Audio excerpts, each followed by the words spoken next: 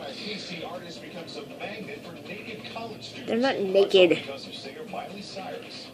No rain tonight, but it may be a different story tomorrow. The forecast coming up. The nation went through tragedy this week, and a woman in a big and visible job in Washington was tested on the job as we all watched. She is the police chief in the nation's capital, Chief Kathy Lanier. It's funny, he's pulled his legs off to eat him. Along with her entire force when that deadly shooting erupted at the complex of buildings known as the Washington Navy Yard. She's a single mother and the first woman in that job. Today she sat down with NBC's Jeff Rawson to talk about all of it. Chief on deck for Washington, D.C.'s police chief, Kathy Lanier. These are long days trying to put her city back together. Have you had time to stand back and reflect on the enormity of this? Yes. The last night, late in the evening is, I think, when it really started to dawn on me, you start thinking about the 12 people went to work the morning before and didn't come home. Chief Lanier was in her car when the call came in. She was on scene within minutes. Many of these victims are husbands and wives, mothers and fathers.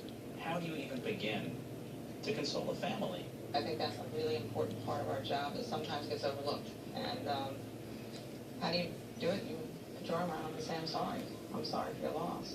As D.C.'s first female police chief, what kind of perspective do you bring to something like this, or the job in general? Well, I think women and men do some things differently, some things we don't. Differences, she says, that were on full display in the chaos as Chief Lanier comforted a fellow officer. He walked over to me and he said, I've been in the building, I was in there as one of the first teams in, and I looked at his face, I could just see on his face how emotional it was for him and how he felt. And so my first instinct is to put my arms around him and give him a hug and say, you did what you had to do and you're okay. Compassion this city needs right now. Jeff Rawson, NBC News, Washington. And that is our broadcast on a Wednesday night. Thank you for being here with us. I'm Brian Williams. We, of course, hope to see you right back here tomorrow. Good night.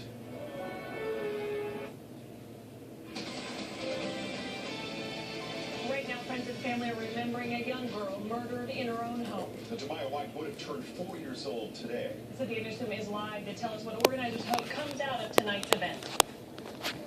Yeah, the event tonight here is a birthday party, a celebration of Jemiah's life.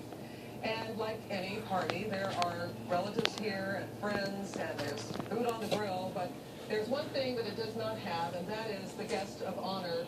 This is 4-year-old Jemiah White. She was killed and shot to death with Mute. God. Like that. He disappeared on me.